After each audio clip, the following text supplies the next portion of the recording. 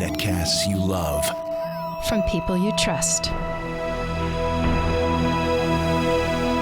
This is Twit. Bandwidth for iPad today is provided by CacheFly at CacheFly.com. Coming up, it's time for another game roundup, and this time we're going Hollywood. Yeah, baby. Plus, Apple's swelling up. iPad sales numbers taking a dip, and iPads are saving lives. All that, and let's paint our houses, shall we? On iPad Today. iPad Today is brought to you by Gazelle, the fast and simple way to sell your used gadgets. Find out what your used iPhone, iPad, or other Apple product is worth at Gazelle.com.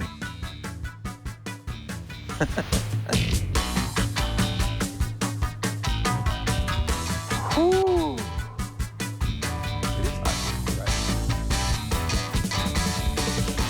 right? Ladies and gentlemen, hello, Sarah Lane. Welcome back to the Brick House. Hey, thanks, man. Haven't seen you in a long time. Brian's so excited. He's like, let's play the Let's theme do it. again. Let's do two. You know, last week, Chad filled in for me on the show. He did. I tried really hard to get somebody else. I wanted Weird Al. I don't blame you. He reminds me so much of you. Right. And I thought sometimes people would tune in and they would see him and think it was Sarah Lane. Sure. But he wouldn't. I do he was so many busy. song parodies, you know, it's hard to tell us apart. He was busy. We're still trying to get Weird Al, but he's busy. Well, he's doing things like the Jimmy Kimmel Show. You know, he's a big star now. We're on par with the Kimmels and the Fergusons and the O'Briens. I'd say we're on par with the Fergusons, for sure. We have a studio band. Here's hoping. Anyway, but we had Chad. It was fun, and I know you did Chad the week before. That was Brian, actually, believe it or not. Oh, you had Brian the week before. Brian Burnett sat in your seat. Our technical director. That's correct. And who was in charge of the buttons? It was Anthony Nielsen. So we have a deep bench here at the Twit. Well, you know, I thought to myself, Brian really is sort of he has a bit of a thankless job, but he's part of the show as much as anybody else. He's behind the scenes. You never see him. Right. But he's a host here. He does every once in a while. know-how, and he's great. So we had a grand old time, and then of course for anybody who's like, were you really gone that long? I was gone for a few weeks, but we had shot a few shows. You went to Paris and Iceland, so you had a 3-week vacation. And Sweden. You went to Sweden too? I went to Stockholm. I missed that part. Oh, I didn't. I saw that on Instagram. It was pretty cool. Stockholm's beautiful. Yeah. Did you see the face floating in the water, pointing like that? No. What's that mean? Maybe I was imagining that. Could have been too many Cronenbergs or something. But yeah. No, it was a good time. And then before that, I was in Hawaii. So it's been a long time since you and I have been sitting in this. It's true. I think it's been 4 weeks in a row now that we have not done the show. Wow. And I missed you. Bless you. And I sneezed. Indeed you did. Hey, so I thought today, as we do every so often, is when we try to pick our theme for the beginning of the show, is why not do a roundup of games? And games, it's like that's an easy theme to do over and over. Bless you. Sorry. I know you keep like I'm muting yourself so that I don't make a big deal out of it. You but could I probably have to hear say it in your you. microphone, so it sounds like somebody is distantly sneezing. It's just Leo right next to me. Are you sick?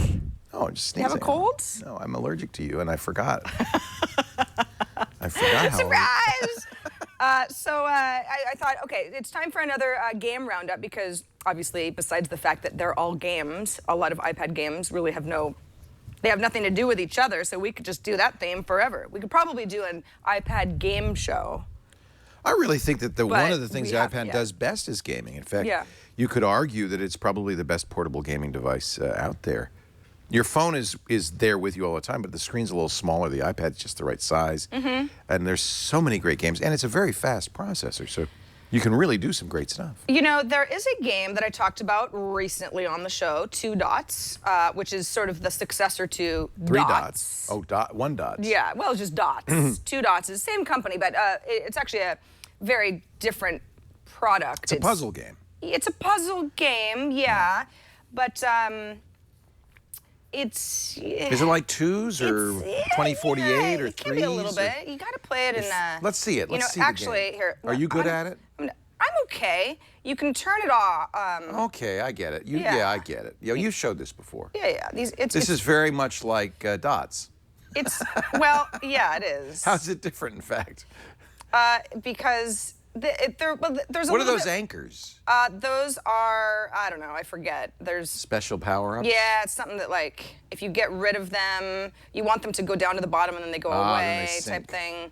So anyway, this is kind of like this mindless game that I play a lot of. I'm actually doing pretty well right now. Is it from the same person as did Dots? Because that was huge. Yeah. Was that Lauren Brichter who did Dots? I can't remember. Yeah, I think it was. Yeah. It's just, I don't know. I like it. I find it meditative. However, what's funny is that Dots really succeeded because it was so simple. The screen was simple. The whole thing was, there wasn't a lot of controls. This has gotten to be more like a standard iPad game with more stuff going on. Well, it's like almost the Angry Birds model, right? Like, oh, you got 3 stars on that level. You know, now you want to continue. If you only get 2 stars, I'm sort of one of those people who's like, I need the 3 stars because you want to get a certain amount of points. Games do this. I mean, Dots was, I really liked Dots because it was just pure. Well, okay. This is less pure. Well, you said that last time we showed this off. The reason that I am showing it off again is because. Did I really? Am I repeating myself? Well, it's okay. At least I'm consistent. You mean what you mean, right? I do. So here's the deal. This looks really nice to me. I enjoy the game. What if you were colorblind? This game would suck, right? One would think. Yeah. How would you play? How do you know the difference between the purple and the green? Well, 2 Dots actually has a new mode. I had it on when I first launched the app called Colorblind. If you turn that on, now it's not just color-based, but it's symbol-based as well. Now so maybe you can't see that that's 3 greens in a row, but obviously with the triangles, which I think is that's a genius little move there. They must have gotten enough feedback from people saying, I sure would like to play this game, but I cannot tell the difference. That's, if you're colorblind, you know, this is very helpful. We just went into colorblind mode in our life.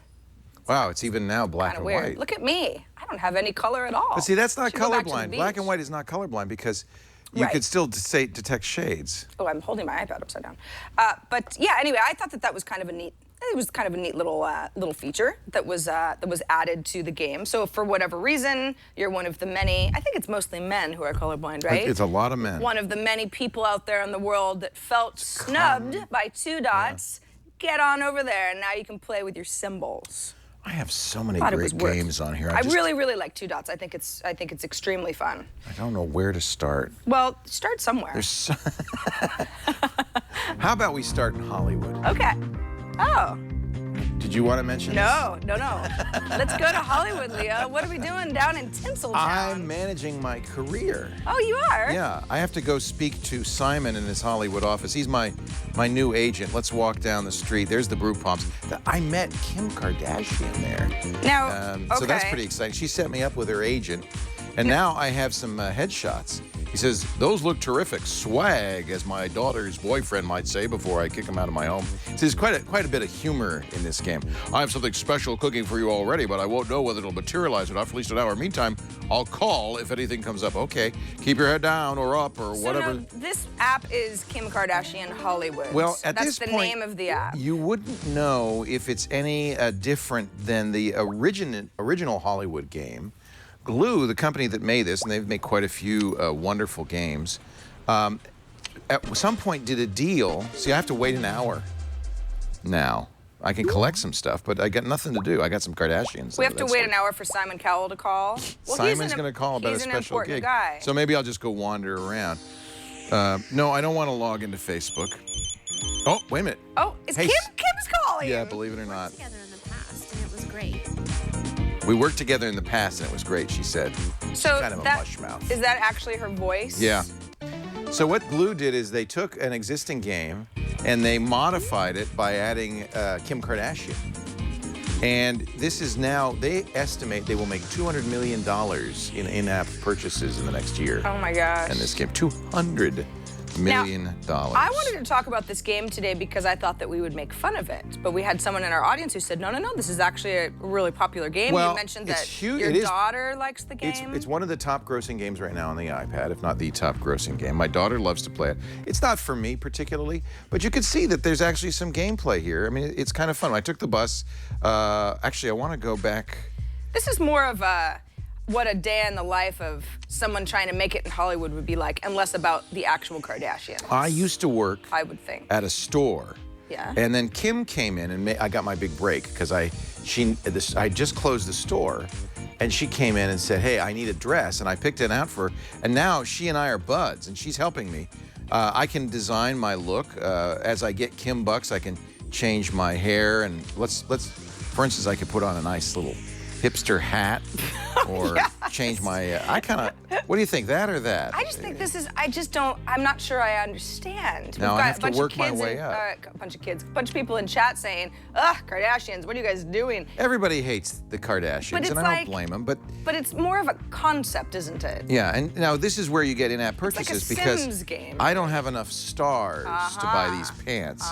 And so what it says, well, you can get some more stars, $5 for 50 Kim stars, and $10 for 105, and on and up. You can actually spend $100. It is the best value if you spend $100 for 1,250 stars. But wait a minute, I can get some free stars. How could I do that?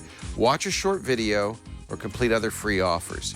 So what is going on here is I'm going to actually now get an ad. This is a real ad that somebody paid for, and by watching it, I'm going to get a handful of stars. This is a new thing that's happening in a lot of games right now. I don't know if you've noticed, even Plants vs. Zombies.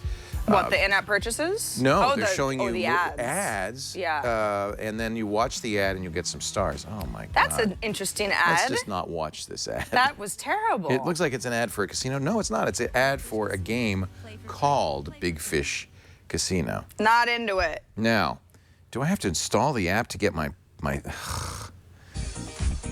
got no stars whatsoever out of that.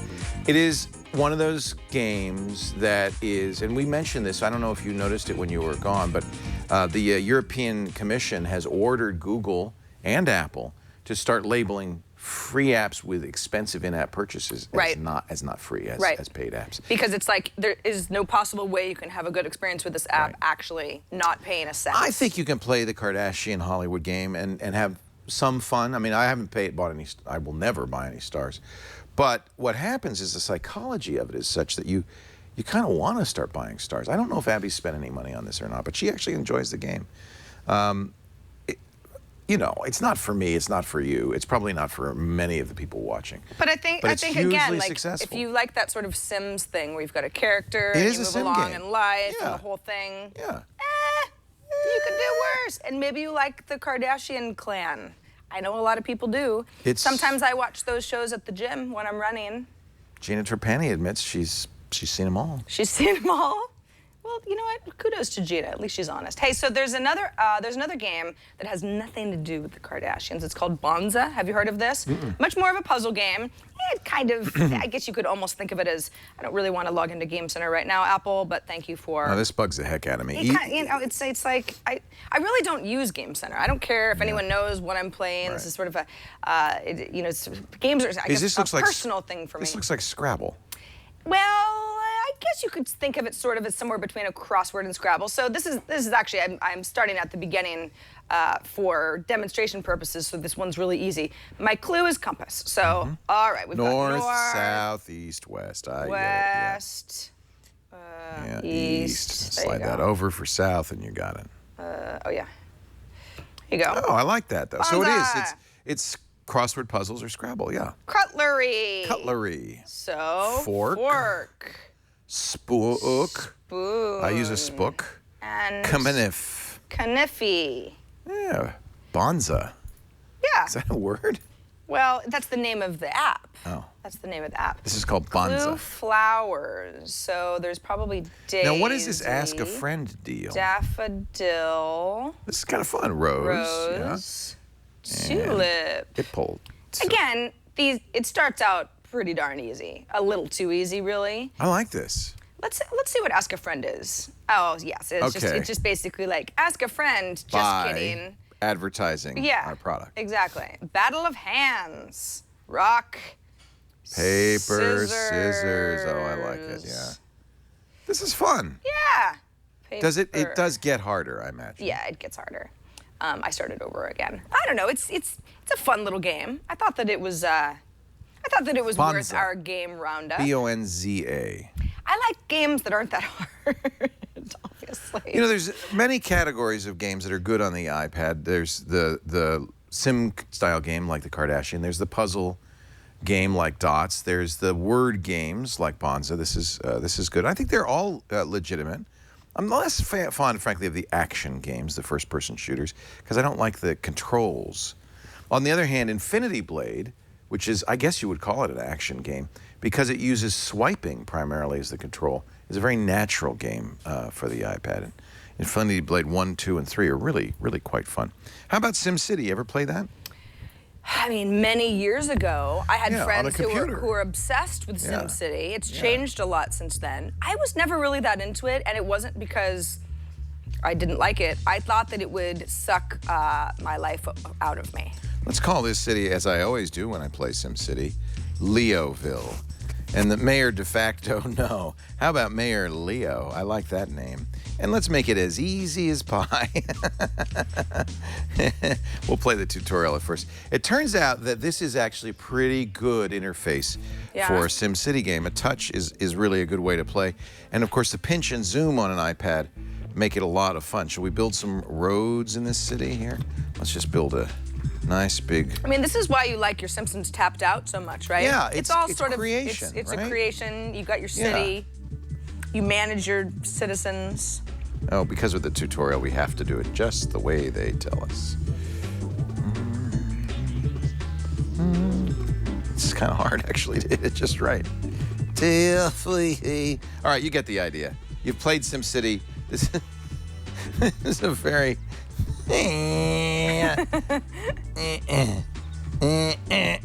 Oh. Do you make these noises when it's just you, or is this something that you're doing for our benefit? Okay, I hate this game. I hate it. You've made nothing.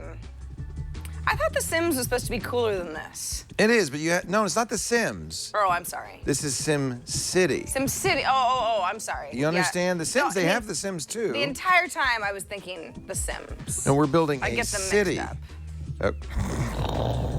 What am I doing wrong? Okay, don't ever play the tutorial. That's my first suggestion. Okay, we'll make it a little longer and then we'll slide it up. Good. Now we're okay. What have you made? Okay, I'm making a road. You've made a, you have to make the road first. Right. Before right you now can... you've got a road to nowhere. Right. So I'm making a little inner city. No, do you feel, let's be honest here. Does this seem intuitive enough? It is. This is a natural way to play, I think. Yeah. Just Leo's not too bright. Okay. You have anything? Well.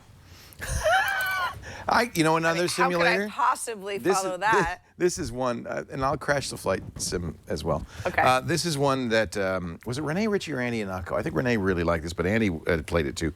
F-Sims Space Shuttle. And this is really fun to play. I'm going to go to the quick flight, because when you're going to crash, it doesn't really matter. On glide slope. So we're now going to land the space shuttle. We can look out the windows. We're going to come through the clouds in a second, and we'll see... 9,000. There we go. We see the runway. You have to steer a little bit up and down to change your nose angle, and you've got a flight path. You see, we're going to try to 7,000. stay in that flight path. Oh, that's cool. There. Yeah. That's helpful. The flight computer's going to help us if we can just... I really like flight simulators because I'm not particularly fond of being on an airplane, but I like the idea, that people actually know how to do all this stuff. So and I love it gives you a little the radio window into their lives. Yeah, and I love the NASA radio thing. Obviously, I'm terrible at this. So this uses the accelerator. Yeah. Well. Oh. Uh-oh. You shouldn't really do loop-de-loops in the space shuttle. Have you seen that movie Flight? Is that what it was called? Flight? The Denzel Washington Oh, yeah, where he flies one? it upside down. Flight? Is that what it's called? Yeah, Flight. That's a very great upsetting movie. Well, you wouldn't want to show it in a plane. I watched it on a plane. Did you really? The airline did not serve that movie up. I watched it on my your iPad, and about halfway through, I was like, well, this was a bad idea. I got to see it through, but so now you're watching really the cockpit to see if the captain comes out and takes a few of those liquor bottles. Exactly. Now, every time I get on a flight now, I'm like, how drunk are they? You're not Please drunk. get me there safely. I took 7 flights in a 3-week period when I was on my trip. Wow. So there was just a lot of takeoffs and landings and a lot of opportunities for me to make up scenarios about how, what could possibly go wrong. But I like flight simulators, and they've gotten so cool. Remember, the flight simulators on, I mean, I remember Microsoft having Flight one. Sim was the first one. Yeah, I Maybe think not that's, the first one, that's but that was probably what I popular. would play like on There my was old X-Plane, IBM which and is still very middle popular. school, Yeah. and it was exactly. pretty rudimentary. Yeah, but you could look. This is pretty much like that. And that's, in a way, I guess, a testament to the power of the iPad. You are flying the space shuttle, which has no. It has no engines. You're basically a rock with wings. So there's not a. You can't like. let's go to Detroit. Right. You're really pretty much. You're at Edwards Air Force You've Base. got one job. You've got one job to get it in, and that's pretty much it. But it's perfect for. The iPad, where complexity is not necessarily a good thing. You don't want a full-blown... I imagine there are good flight simulators on the iPad. Actually, are there, chat room? Because I don't know. I'm not a big flight simulator fan. Do you have any more games, or should I show one more, or what do you think? You can show one more. What was the name of that flight simulator that you just showed? That's FSim. Okay. And it's the space shuttle. FSim Yeah. shuttle. I feel like you have showed that to me in the past. No, before. you may have seen it on Mac Break Weekly. Because we talked about it on Tuesday. Okay, yeah. And maybe, so maybe that's full what it credit was. to the Mac Break Weekly team for this one. But I think it's quite nicely done, and they have apparently a fairly accurate simulation, so that's kind of cool. I'll show you one more. This is a very popular game, another one of those puzzle games. They seem to be, for you and me, very popular. Love the puzzle games. Yeah. Anything that helps me, waste time at an airport or something like that. In this case, we're going to splice jeans. This is called Splice. That's upside down. And I don't... What is that about? It can only be one way? That's weird. No, I think it's just... Oh, it's trying to be funny and cool? My iPad's had this problem before. So, we're at the very beginning, so that's good because I find this game almost impossible to play.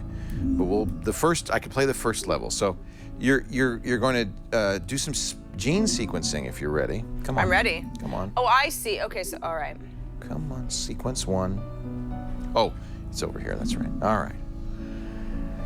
So this one's pretty straightforward. The idea is you're supposed to splice and fill these genes in such a way... Are we cloning a sheep type thing? ...that it works. Well, I don't know what we're building, but if you look and you do that, boom, we've done it. That's the game? The music is beautiful and... Strand assembled. Okay, so it's starting really, really easy. I guess. That's about as far as I could get. It's odd. That doesn't work. That doesn't work. So it's like... Does this work? Yeah, look at that. Does that work? Yeah, what the heck? I don't know. I'm an idiot. What? I don't know. Maybe if I go like this. That must be it. So, I've played this game a Leo, total of 2 minutes. this isn't even a game. Because I can't solve it. Get that guy over there, you go. You've made a gene or something. You've made a chromosome. It's a strand. Good strand. Okay, so it's a puzzle. Okay, all right. You get it? I'm not exactly sure where the technique You're trying to do it in the minimum number. in. You're going to only get 2 splices here. Okay. So you're trying to do it in the number of splices you get. And somehow these things arrange themselves. But I don't really. People love this game. Well, I've heard of it before. Oh, yeah. It's one of the top puzzle games on.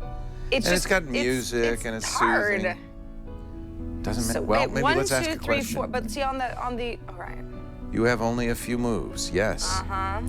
And cells can have 1 or 2 children, okay? Okay. Drag and drop, mutate, or scrub timeline. See, I don't think we're mutating anything. I think I need more mutations. Yeah. I don't know.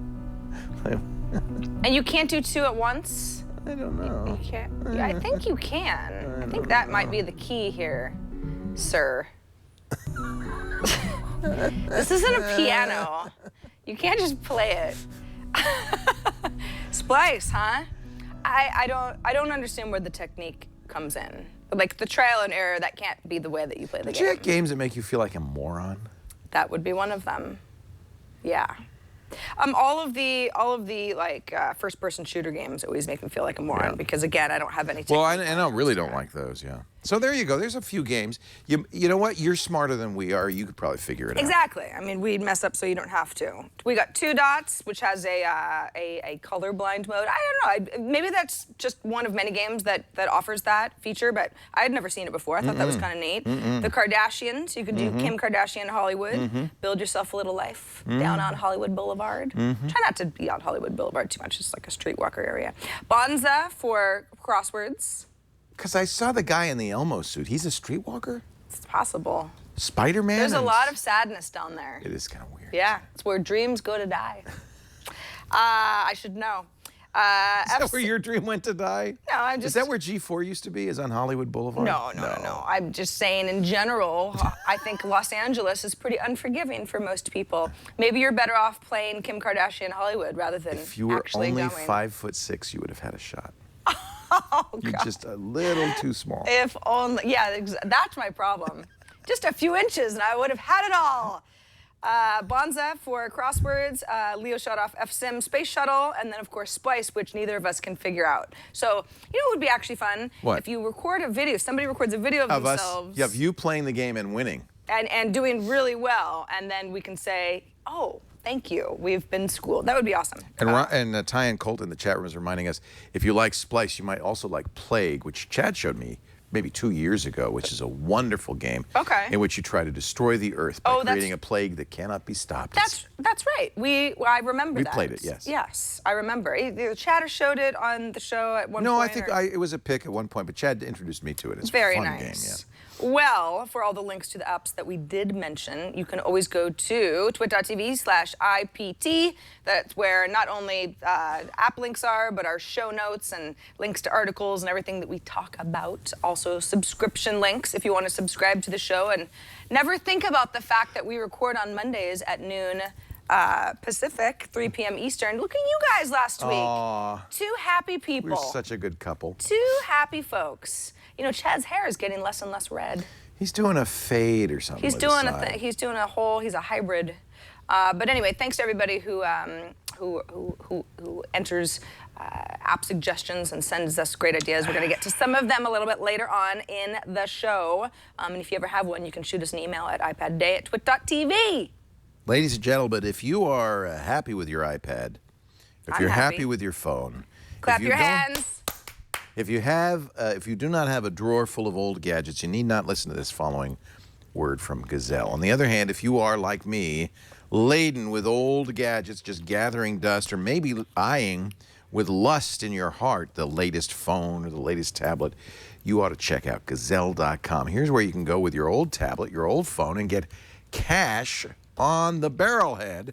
In fact, right now, if you share Gazelle, you can get an additional $10. This is so great. You get buy broken iPhones, broken iPads, or older iPads and iPhones, and give you cash. You could either get a check, a PayPal credit, or an Amazon gift card. Now, the thing about Gazelle that's really important to understand is you can go there right now and get a quote, but not act on it for 30 days. You're locked in for 30 days.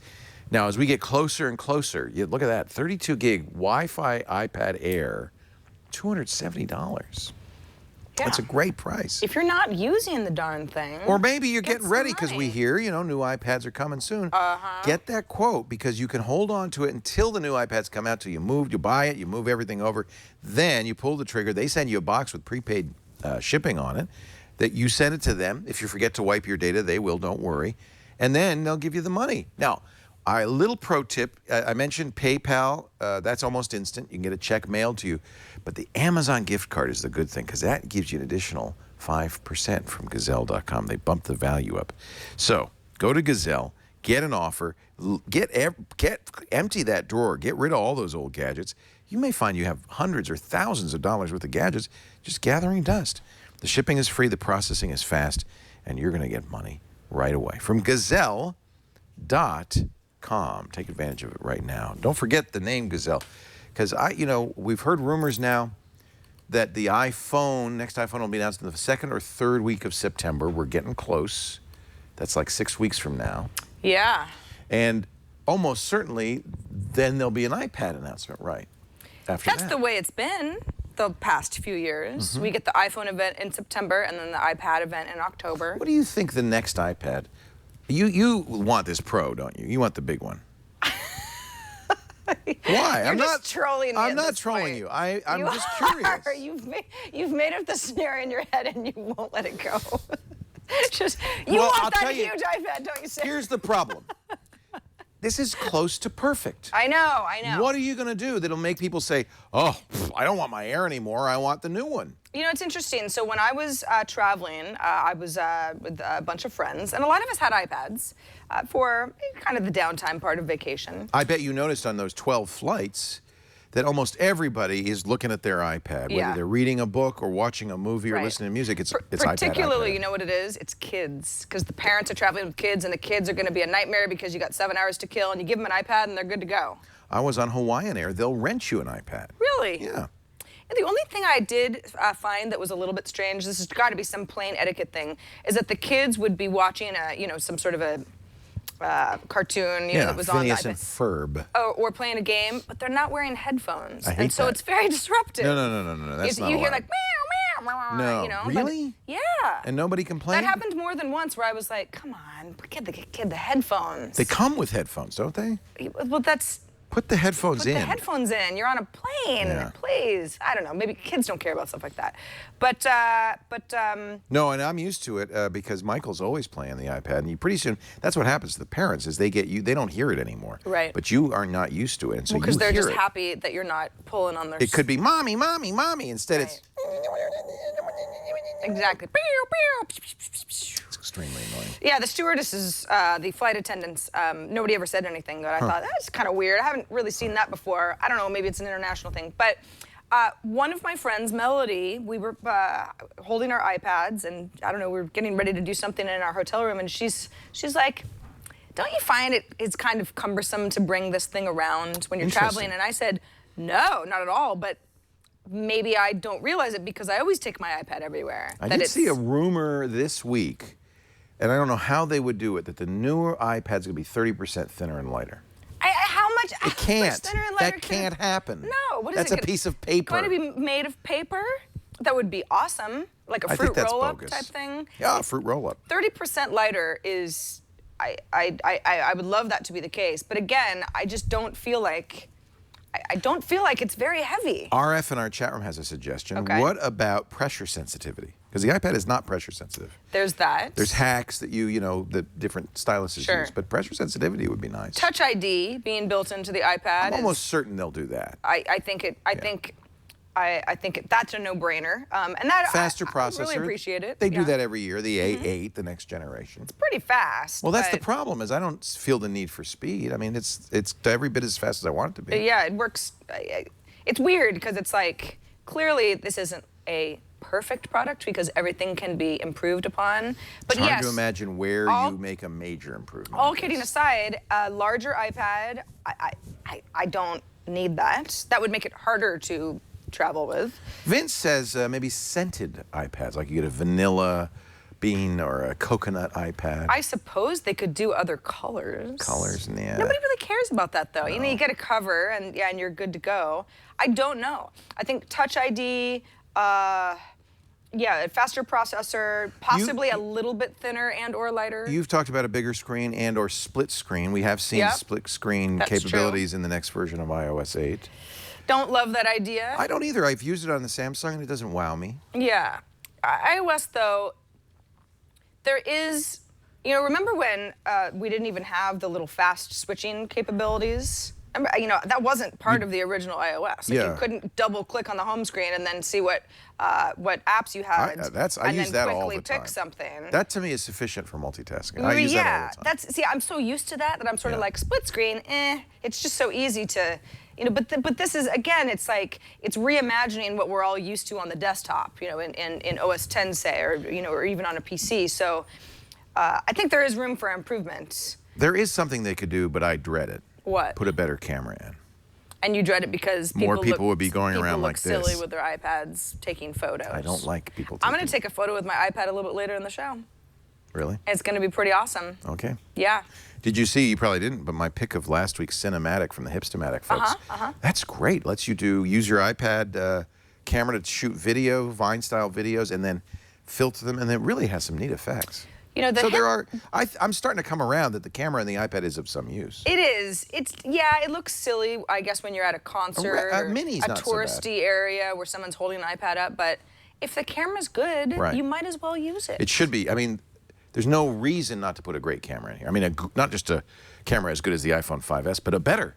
Put a really good camera in here. Right, because there's so many editing interesting. apps that are so much fun. They're more fun, really, on the iPad than the iPhone if you have the choice. I'm intrigued by that. What if you put a Nokia PureView quality, 41 megapixel camera in here? You clearly can do it. Do it. Do it. Wouldn't that be cool? I think so. You know what is cool, and this is actually happening, this is news from this morning, is Apple bought Swell Radio, the Swell Radio app. Now, this is an iPhone app, not an iPad app, although it works just fine on the iPad. I have it running here. Swell is... Doesn't getting bought for $30 million feel like failure? I mean, $30 million doesn't sound like much anymore, It's not much does it? anymore. But why? My question is, why? Is it because Apple... Why, Apple? Why? Well, Apple has their podcast app. Yeah. It's easy to subscribe to kind of the same thing for the most part that you can find on Swell Radio. Yeah. Swell Radio is a combination of radio feeds and internet broadcasts. It's in a way a podcast app. It is. And I have to think with the purchase of Swell, which is kind of Pandora for talk radio, and then last week they bought another company, name escapes me, which is kind of another kind of Pandora music style thing. It feels like they're going to beef up iTunes Radio with these apps. I hope so. There's certainly a lot of room to grow. Yeah. What's kind of cool about this is with Swell Radio is, okay, this is an NPR news report. You go ahead and listen to it. They're talking. Let's say that I like this. Swell Radio is it's that. He really sounds NPR. Yeah, right. Oh, but there's Zay Frank. That's sure. Cool. This is a TED. So that's Talk. a TED Talk, but it's audio only. It's not there's no video. Exactly. This is an audio only app. It's nice though. You see how much time you have left. You're listening to whatever you say. I like it. You know what makes these things, to me, makes or breaks them is explains. One thing which they've got down, which is ease of use. It's got a great UI. The other is discoverability. How can I find new shows? And is it pretty good on that? It looks like it is. It is. What's nice is that I'm looking at topics, and as you can see in this little heat map, I see. You want more of that, less of that. Well, because Swell says you keep liking these, so we're going to give you more of these, because we're basically creating a playlist. So it's all about discoverability. That's right. That's right. ABC's Alex Stone explains. You know what? I'm going to have to download this. FAA says Southwest failed to comply with federal Interesting safety voice. regulations. Why do people talk like that? I don't know. It's the old style. But yeah, you can search for variety, and if you want to search for cars, NPR Car Talk, for example, it comes right up. So this is iPhone only. It's called Swell. It's still available. Yep. Although at some point, I don't know if Apple will take this off. It was only a couple hours ago, really, that the word came out that they had bought Swell. I guess it's sort of like, well, yeah. Reminds me of Stitcher a little bit. I'm a big Stitcher fan. It's a lot like Stitcher. Yeah. It is. I've talked about Swell on i5 for the iPhone in the past and just sort of said, yeah, there's nothing wrong with it. Works out well. I guess Apple probably figures even if the Swell app itself goes away, there's a team there that's what they're buying, right? That's working on the idea of some sort of a playlist that populates for you based on what you want to hear. I'm gonna have to try it. I mean, there's so many apps. We've been listening a lot to Umano. That's the app where they take articles and humans read them to you. So that's kind of a Pandora for articles. Right. There's Swell, which is a Pandora for podcasts. Stitcher's like that too. I kind of like this idea of it automatically building a playlist. You'll see with my app cap though, I have something that is similar but different. Similar but different. Same, but different. And I think you're gonna like it. As they say in knowing you. Vietnam. This was sent in. Really? They say that in Vietnam? Same, but different. That's like a thing. Yeah. I don't know. Maybe they make that up for tourists. But when I was there, that was always like the. But I wanted plantains. It's okay. Spam. Same, but different. Like that? It's a. I wanted It's pho. a saying. No pho. Rice. Same, but different. That's what they do, right? They wouldn't say it about that because. Oh, they wouldn't. No, because rice and soup are not that similar. Like you could say something like, you know what I mean. You know what I mean. Anyway, it's just, I don't know. Well, it's Full like, of la useless plus ça trivia. change, la plus la même chose. Look at you. Look And at my you. baguette. Give me a baguette. Hey, so let's talk about Apple earnings were last week. We don't have to talk about all the numbers specifically. Well, there's one that we care about. That's the iPad. sales. Yeah, Gabe sent in second quarter in a row. an article. We would have talked about it anyway. He sent us to a link to an article at Information Week that, the iPad has lost some market share of that tablet market. Now, it's still by far the top tablet in its class as far as sales and numbers go, but it does continue to lose some of that share. And sales are going down each quarter. Now, I wonder if sales for tablets as a whole are going down. So that's the question. Is it that the iPad is selling less well because others are selling better, or is it the tablet market as a whole is starting to get depressed? Well, it's interesting. There was a story over on Recode that pointed out the fact that everybody said, ooh, iPad numbers are slowing, what are you going to do? CEO Tim Cook, and Tim Cook says that there is a lot of potential on the business side of things to get iPad numbers up. Again, they want iPads to be more prevalent in the enterprise, in schools, stuff like that. They're getting beat in schools, I know that for sure, by the Chromebooks. Because people want keyboards for kids, right? They want to be able to type. And the Chromebooks are cheap. And the Chromebooks are $200. Yeah, and it's like, really, you get on the internet, and that's in many cases you don't need anything too much fancier. I think what you're really seeing is that the market's saturated, and as we have pointed out, there's not much to say that's different between an iPad Air and a third generation or fourth generation iPad. So if you had a fourth generation iPad, you're not going back to the store and buying a new one just because it's thinner and lighter a little bit. And I think that's why there's a lot of pressure on Apple this fall to come up with something that makes the iPad hot again, so that all the people who have iPads go out and buy new ones. That's, to me, the key in getting sales up. It's interesting because Apple notes that the iPad sales are strong in markets that are considered emerging markets, China, India, parts of the Middle East. That would agree with what I say, which is they've saturated here, so they're looking for new markets now. But that's, it's kind of this fascinating conversation you could say about iPhones and iPads and whatever else Apple has cooking, wearable devices, is that as the emerging markets continue to have, there are a lot of people, a lot of potential Apple consumers there, how does it change the products that we see in the future?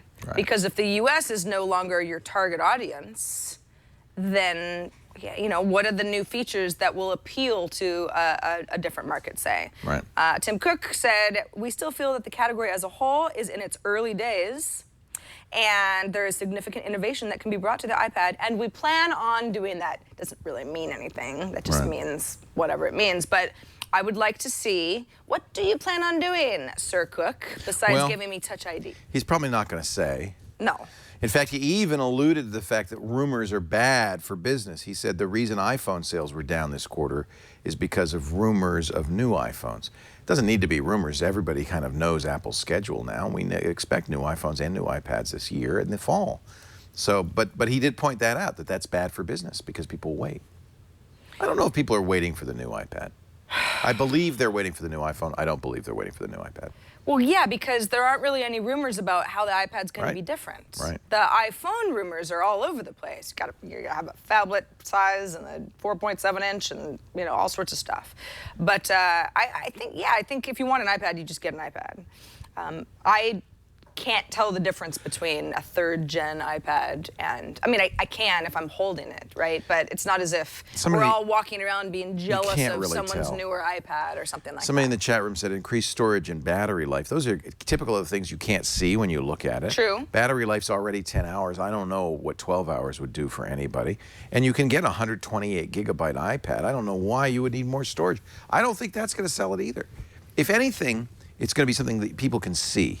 So I can look at your iPad and go, oh, you have last year's iPad. Right, exactly. But what would that be? I don't know. A nice big old gold iPad, perhaps? Colors might be, you might be right on colors. That's what they did with the iPod, remember? Yep. When the iPod sales started to tail a little bit, they made colors. Yeah, they did. Yeah, it was all of the The nanos? The iPod Nanos, yeah. And then there was sort of, the whole marketing thing was for exercise, and we're all stylish, and the whole thing. And I don't know, maybe they could do that with iPads as well. This is an interesting article that you found, actually, from Cult of Mac, that was a report from the UK, from a hospital, Middlesbrough. iPad saves lives. Middlesbrough's James Cook University Hospital, saying that because the iPad has helped streamline the way that doctors and nurses at this particular hospital are being able to see patients and record information, that they have seen fewer mortality, the mortality rates. They're better hospitals. They're better doctors. So it's a little bit of a stretch to say that iPads are saving lives, but iPads are helping people in the medical industry to do their job more effectively. I think that's great. Not a surprise either. No. Yeah. It's wonderful. Yeah. Key benefits of the system: more rapid identification of deteriorating patients in pilot sites led to a reduction in hospital and critical care length of stay, a reduction in mortality, all of which are huge benefit to both patients and clinicians. I would think that lower rates of mortality are definitely a huge benefit to me. Definitely for patients. Right. Good for patients. Clinicians are like, whatever, it's not me. It's good for morale. Yeah, morale. Less mortality, better morale. Yeah. Or just morale. Hey, so let's get into some of our viewer feedback. We got an email from Bob, who says, Hi, Bob. He says, I may be one of your most remote fans. I'm on Guadalcanal, which is the Solomon Islands. Yeah. Sorry if this question's been dealt with before, but I really need to free up some space in my iPad. I note that the Facebook app is 99 megabytes, and I have 711 megabytes of documents and data that's linked to it. It's reported under usage. Whoa. I'm using an iPad 3 with iOS 6. He says broadband here costs $50 per gigabyte. Oh. Yikes. And then he says grateful for some pointers on how to resolve this. I don't know why there would be so much document and data information on Facebook that would be local. But you want to, believe me, that's saving you money. The more that Facebook caches, the less you have to download. Yeah. So you're really talking about two different things. What's more valuable to you, the space on your iPad or that $50 a gigabyte internet access? This is the reason there is so much stuff stored in caches, not just for Facebook, but for if you have an iPhone, for your messages, your SMS, actually messages on the iPad too. They cache a lot of it. That's that orange other bar. That's good. As long as you've got the space for it, that's a good thing. You can clear those caches. That's easy to do, but I'm not sure I would recommend it given the expense of your internet access. Yeah, that it is sort of like what's the lesser of two evils. That's the trade-off, yeah. That other category on the iPad, which is for anybody who's like, what? Let's see, general. Where's my usage? I mean, you could delete Facebook and reinstall it, and you'd start from scratch, or you can go into the usage and clear it out. But it just seems to me that's what you want. That's almost $50 worth of data on your iPad there that you don't have to download. It always takes forever to pull up usage, but this is the category that Bob is talking about, trying to figure out, okay, well, what's taking up all of this space? See, How much is your Facebook there? Let's see. We were looking at it a second ago. Sorry. Manage storage. Facebook. You've got almost a gigabyte. Oh, no, that's Passbook, and it's a kilobyte. Facebook. So you don't have any Facebook. It kind of makes sense because Facebook wants to load, the app wants to load quickly, so those images want to load quickly. It's all stuff you don't have to download. Let's see. I'm not sure. I always have trouble. Facebook, 7.5 megabytes. Not much. So. But what's that switch on the right? Can you turn that off and save space? Yeah. Do you want to turn off Facebook backups and delete the backup data from iCloud? That's iCloud storage you're talking about there, yeah. Well, because everything I do is in iCloud. Is he talking about iCloud storage, or is he talking about on? No, he's talking about storage? He's talking about local storage. It is the case that you would want to turn off iCloud backup because that's using bandwidth and that's expensive. That's true as well. Don't want to do. It depends on if you like. I mean, I'm iCloud all the way. I don't really want anything to be local, to be honest. No, because what if you lose your iPad? Yeah. Then you have it all still. And I lose you don't even know the story, but I mean, I lost my iPhone recently. And thank God. I didn't know that. Was this on your travels? No, it was before.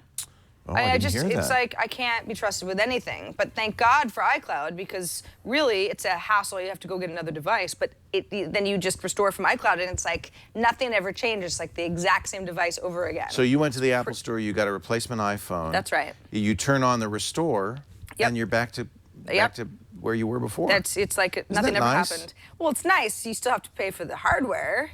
So that sucks. At least that's replaceable. It's not yeah, exactly. But all those pictures from your trip Everything. and stuff, you wouldn't want to lose Everything. those. Yeah, it's very, very important to me. Gosh, my storage is out of control It takes right now. forever to load It this, really and does. that's really one of the annoying things. Every time we try to show you usage on the show, we have to stall. I have to sit and talk about something. Well, you know, we'll come back to it. First, maybe since we're talking about batteries and storage and hardware, we can take Matt in Orlando's question. He has a battery question.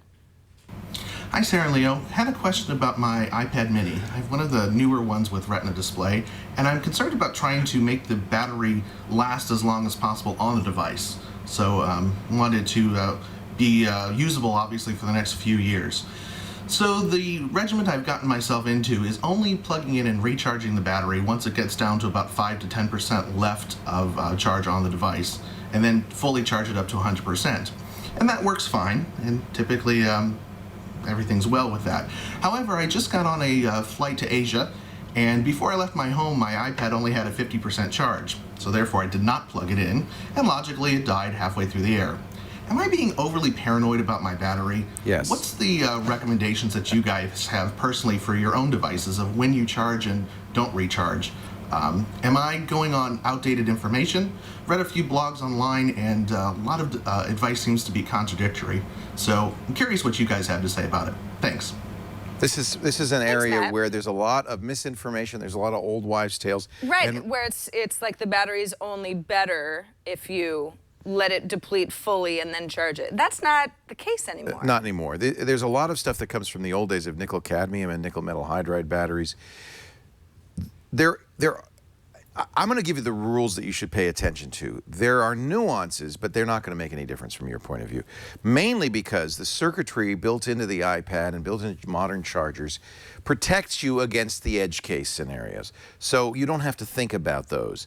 Overcharging and undercharging is bad, but you're protected against that. So here's all you have to remember. Every lithium-ion battery has a certain number of cycles. That is, a cycle is one full discharge and full recharge, typically around 500. I don't know what it is for the iPad, but let's say it's 500. That means you can fully discharge and recharge your iPad 500 times. The thing about lithium-ion is it will pretty much end life at that point. It'll start to get a little bit worse, but not much worse, and then it'll just stop working entirely. Right. So you think of it as 500 full charges. Now, if you charge it halfway, that's half of a full charge.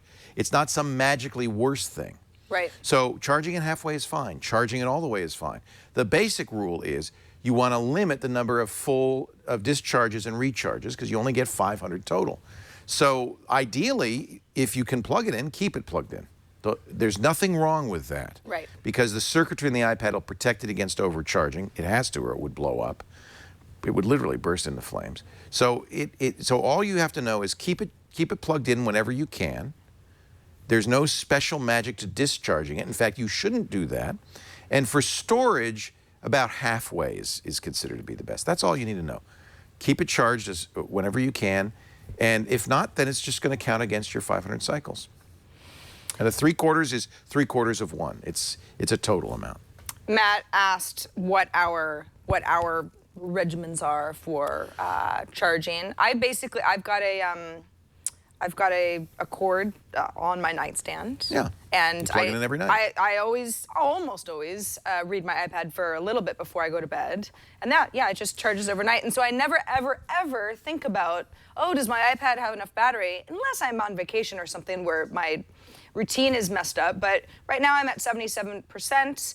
And that's like, we're doing iPad today, so I'm even using my iPad more than I would by this time. I never think about my iPad running out of battery because it just doesn't happen in a day's use. We're kind of an unusual case because we're going to get the new iPad whenever it comes out. Right. So if most people are going to say, well, I just want to make sure that iPad lasts as long as possible. By the way, you can bring it to Apple, and for I think it's around $100, they'll replace the battery. Then you get another 500 cycles. So if, unlike me and Sarah, that's exactly what I do. I charge it when it needs to be charged, and I don't think about it otherwise. The best thing to do would be keep it plugged in the whole time you're home. Yeah. What you don't want to do is let it discharge any more than it has to. So the minute you're near a plug it in and keep it plugged in. And only not be plugged in when you're not near a plug. Right. That would be a better policy because you're reducing the number of discharge charge cycles. Yeah. But we don't care about that because we're going to get a new one. And frankly, 500 is probably 2 years. For most people, that's all you expect. That's a cycle. Yeah. Hopefully that was helpful to you, Matt, and Charge your anybody iPad else. all the time. It is a common question, though. I think a lot of people are sort of like, what's the deal with batteries? And there's a lot of misinformation. Even when you get new stuff, it often says, fully charge this before you use it. That's really common. Yeah. Doesn't matter. Yeah. Fully discharge this once every few weeks to freshen the battery. Doesn't matter. None of that has to do with anything. It's made up. As few charge-discharge cycles as possible. That's it. So stop it with your marketing materials and your fine print, you companies. That surprises me that sometimes manuals get this wrong. By the way, we've let it churn, and I see that I have 70 megabytes of Facebook storage. Mine is still not... Still churning, huh? It's still churning. I've got 65.1 gigabytes available, just under 500 gigabytes used, and it just does not want to tell me what the details of that are. I don't know why. Yeah. Maybe it's our... And by the way, notice the only thing you can do if you don't want to have all that storage used by Facebook is delete the app. You could delete it, reinstall it, relog in, and this will go to 0. Yeah. But you don't want to do that if you're at a place where data is expensive. Not if you're paying $50 per gigabyte. Yeah. Good What's my app that uses the most data? I've got a gigabyte of music. Broken Age, that game we recommended a little while ago, 1.1 gigabytes. That's a big game. Followed by Sherlock. Sherlock is a big game. Sometimes it's games that are big. Yeah. You love your games. GarageBand tends to be... That's a big one, That's always at the top of my list, even though I barely use it because it's got all of that... It's those loops. Yeah, exactly. Yeah. They populate with stuff that would make GarageBand more fun to use. We love getting feedback from all of you. Thanks to everybody who wrote in and sent us videos and all that good stuff. We will put more of your illustrious feedback in a future show. But if you need a reminder of how to get a hold of us, iPadtoday@twit.tv is our email address. 757-504-IPAD is our voicemail inbox. You can do like our friend Matt did. Oh, there's my usage. Ooh, so what do I got here? Videos Republique, which is, that was free That's recently. A good game. That's a beautiful game. 1.3 gigs. Messages, of course. See, there you go. That's it. The messages. That's the one that's annoying. Well, it's to me because I never... You never delete them. Well, and my friends and I, we do a lot of, we send photos and videos to each other. It's, it's a selfie world these days. So I don't ever want to get rid of any of that stuff. But that's also something to keep in mind. If somebody messages you a photo just because it's, in iMessage, it's still as if that photo is still sitting on your system somewhere and it's going to take up space. Well, and even if you delete it, sometimes it stays there. And that's really what happened to my head? Oh, it's App Cap time. It's App Cap time. It's the App Cap Awards, everybody. Oh, let me put on my, my This goodness. is where we wear hats to celebrate. To celebrate the life 4th of July. and liberty. And the pursuit of iPad apps. That's right. So this is a part of the show where Leo and I put on hats and we talk about things that are important to us, app-wise, apps we've found, apps you should know about. And I will say, I would love to take credit for my app cap this week. However, I have to give credit to you. You stole it. Because this was your reject app. Oftentimes in the morning, Leo will say, okay, here's what I'm going to talk about for my app cap, just so I know ahead of time. And then I'll get a follow-up email like, no, I'm going to do something else instead. So I give this to you. But I'll tell you the backstory. We used this when we painted. And it really is cool. It's really cool. Okay, so this is an app called Dulux Visualizer. And let me open it up here. It's D-U-L-U-X. And yeah. Some of you in the UK may recognize this. It's a paint company. Yeah, you can see they spell color that weird way with that U in there. And so this kind of favors the deluxe paints. Right. But a color's a color. Exactly. It's a company. The idea is Maybe you're in the mood to paint your bedroom. You think, oh my gosh, I think I want that seafoam green, but maybe it's just going to be really like aggressive and I'll hate it. This gives you a pretty good idea beforehand of what it's going to look like. Let's paint our carpet. Let's paint We could paint the carpet. Well, I guess we could. Okay, let's say that we were getting new carpet, right? What color would we like our carpet to be? That's ugly, yes, carpet. You can go ahead and say, all right, well, let's look at we've got some standard colors here. Let's look at yellows and oranges, because let's just get a little nuts. Now, right? you see these little, they call them paint chips. Yeah.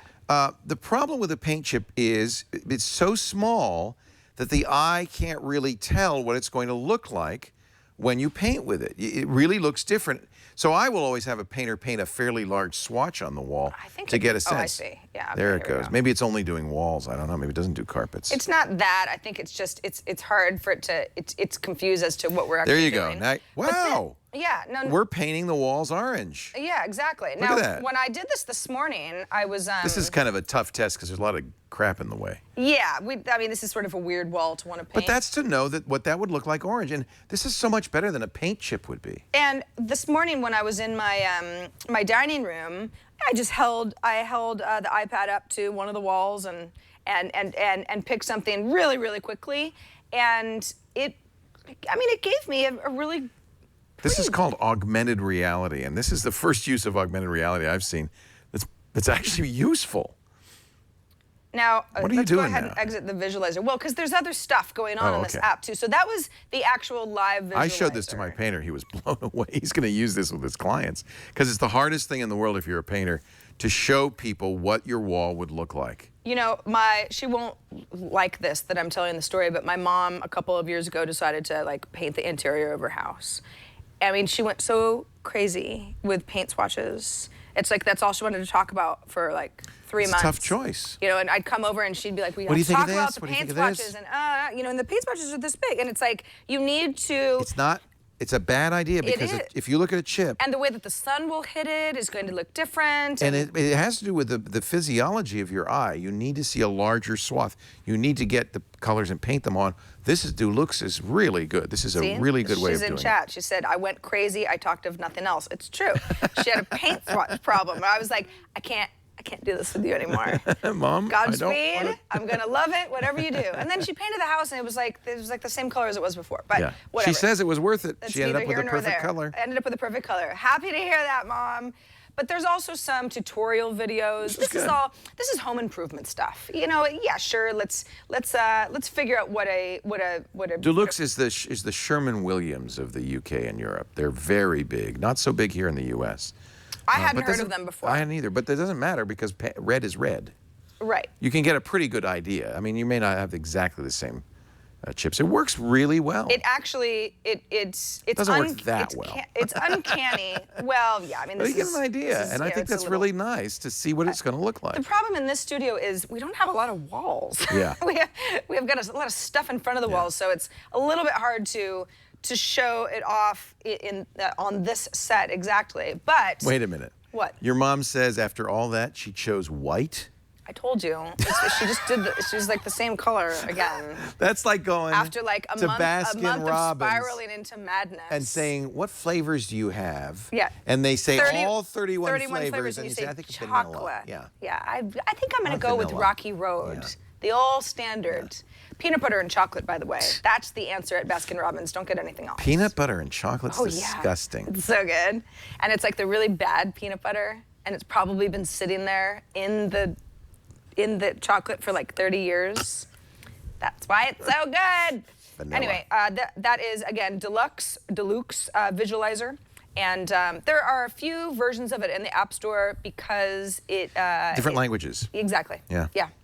So, get the one in English, my recommendation, which is CY. Gosh only knows. And and this is completely free, by the way. Of course, it's a little bit of an advertisement for this particular brand of paint. Oh yes. But I thought it was done. Fine. It was Isn't that done cool? really well. Yeah. It's a really good application. Just for research purposes. Yeah. Like, hey, a red wall, is that cool or not?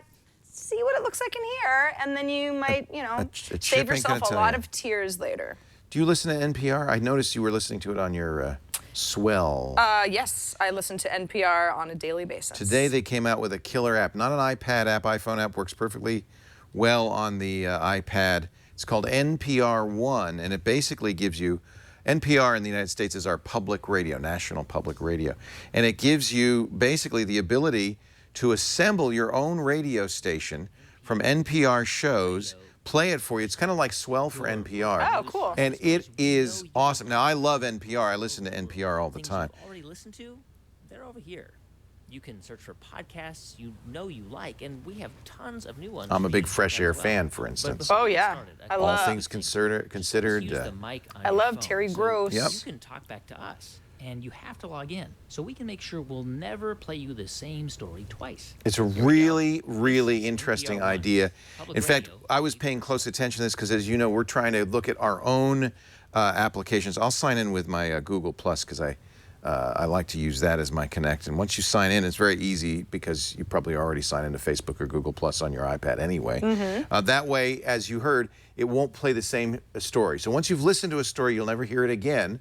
That's what you want. But it does pick stories, and it picks it very much like Swell based on your ratings of the stories. You saw you can send them back feedback, which they might even use on their shows. If you're a fan of NPR, this is really very impressive. NPR One, and the reason I became interested in it is I wanted to look at how they were doing this, because I think for podcasts, for people like us, app playback is really the way most people are listening, and we ought to make sure that we give you the best possible experience. NPR has put a lot of energy into this. They are one of the leaders in podcasting, and they clearly know what they're doing here. It's interesting because you can subscribe to a number of NPR shows in a podcast app. You could do that, and then maybe you're listening to a bunch of other things too, you know, on Swell Radio or whatever. So it's interesting to me when some of these franchises that they're obviously looking at their numbers saying, ooh, a lot of people are consuming our content this way. Let's build our own app so that we're not just is right here. Now, it's like having your own radio station, I guess. First thing you do is you select your local NPR station. Right, KQED. They know where I am, so they picked NPR. They picked KQED, which is San Francisco. I can go to the next story if I want to listen to it. From KQED News. You can go right through this. And I'll tell you what, the reason they're doing this, and I think the reason everybody's doing this, is they see you sitting in your car, listening maybe to your local station, and they say, here's an opportunity to put together your own radio station. Right. And continually listen, no repeats. You have the ability to back up. It's very simple. There's not much to it. Change station, how to donate and send us feedback. That's basically it. No settings. All you have is a skip, pause, or a back. But I think that for people who listen, I wonder if we should do something like this, in other words. It's a way to discover stories, a way to discover iBookery in chat says a Twit One app that lets you customize. Wouldn't that be awesome? Customize the Twit streams would be very interesting. Wouldn't that be cool? Yep. And yeah, Effin Dunn says he likes Umano. We've mentioned that before. Another example, that's text, that's written stuff that Umano reads to you, but the same idea. NPR One, free for the iPhone. Don't search in the iPad store. But as you can see, it works just fine. And that is my app cap of the day. Well, I thought that was a very good one. I actually haven't played around with NPR One. Just came out today. That's why I wanted to mention it. I did notice that This American Life has their own customized app as well. They're not, that's because, and this is an interesting side note that probably nobody cares about, but they're American Public Radio. Right. There's National Public Radio. There's different public radios in the U.S. Sure. So each of them have... Right. But that's just one show. NPR, this app that you just showed off, and you won't see, is a collection of shows. I don't believe you'll see This American Life on NPR One. Probably not, because it's not exactly, you find it ends up on NPR, but it's very complicated, this whole audio world. You know a lot about it. Maybe too much. You know too much. More than I care to know. On that note, we have come to the end of our fine, fine program. iPad Today has come to a close. It's been wonderful. Good times. Leo and I are both back in town. We're gonna neat hat. This thing is malleable, so flexible. isn't it? Wow. It can do anything. You know, it kind of makes you look like you're wearing, well, okay, now that's a little bit different. It's very, it's flowery, you know? You need Yankee a pair of Doodle overalls. came to town. And you are fashion forward, my friend. Yes, I am. Yes, you are. Thanks, everybody, for watching and listening to iPad Today. We will see you next week. Oh!